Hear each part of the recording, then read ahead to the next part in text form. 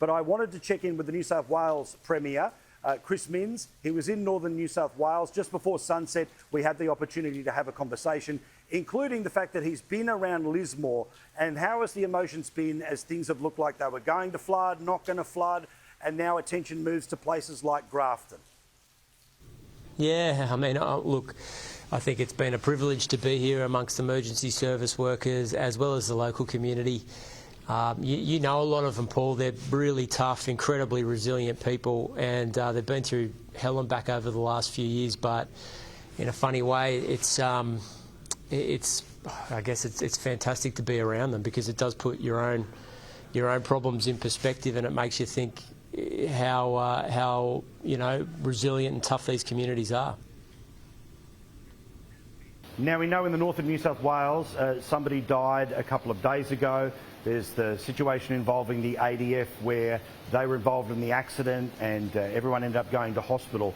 But give me a sense again about the feeling. You're a person who is professional and understanding what people are thinking and feeling. Is the sense in Lismore relief, a little bit more nervousness? How are they tonight?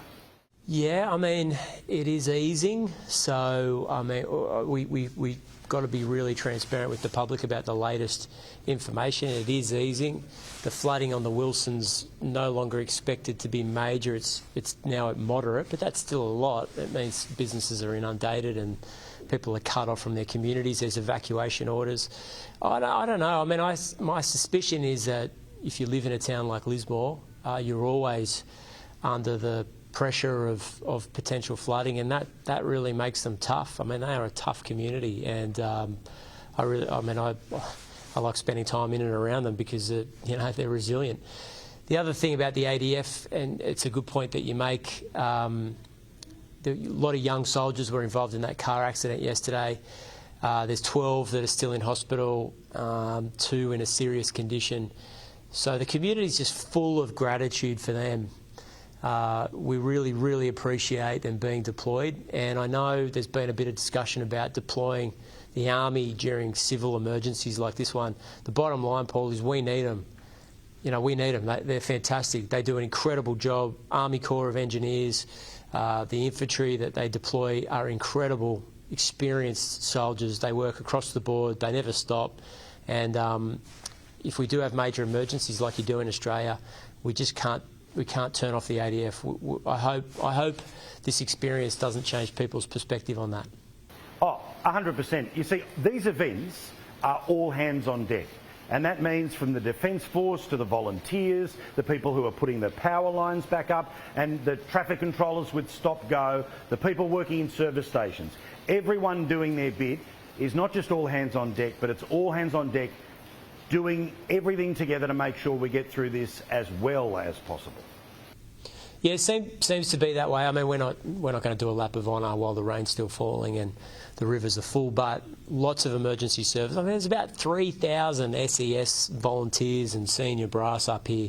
A massive pre-deployment, but that means you're talking literally thousands of people that have left their family, left their job, come up to the northern rivers to sleep on a floor or work through the night to keep complete strangers safe. I mean, that's a fantastic organisation, and I know it copped a lot of grief after 2022. There was a report that said, things needed to change, but the good news is I'm very happy to report things have changed, and we've got some very dedicated, very brave individuals. I think the last count was 47 flood rescues in the last 96 or so hours. So, it's difficult work, it's often dangerous, but we're very grateful that they're there.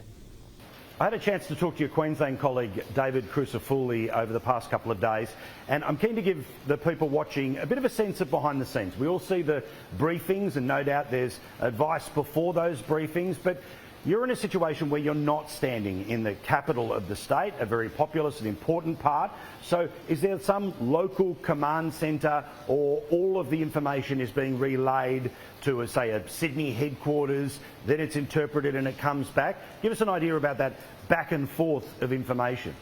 Yeah, no, Commissioner Wassing runs the SES. They do that, or they've relocated to Homebush to do that, where they can line up all of the agencies. This flooding event occurred right from the Queensland border all the way down to Port Macquarie. So we're obviously in Lismore, and the local community and the local SES leadership, the senior brass, look after this region. But the SES has to look for a storm front that could radically change. For example, we're seeing rainfalls over the Great Dividing Range into communities in the north central part of the state, and if it happens in a number of hours, you can't just have all your resources deployed in one area.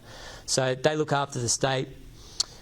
Stu Fisher looks after the situation here in the Northern Rivers. He's been fantastic. You would have seen him on the TV.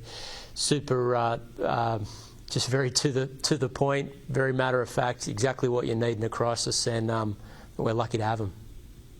Now, I know that Northern New South Wales is not through it yet, but I want to say what I've taken out of your time in there for the past couple of days is that you haven't been jumping up all day, every day in front of a camera. You are there to be with the people. And I think it's a really good reminder that, yes, the big population centre is Sydney, a little bit in Newcastle, a little bit in Wollongong, and far less where you are. But New South Wales is a big state, and I think the fact that you've been shoulder to shoulder with those people for the past few days is a real credit to you, Premier. Oh, that's really sweet of you. I appreciate it. Thanks, Paul. Have a good night. We thank the Premier.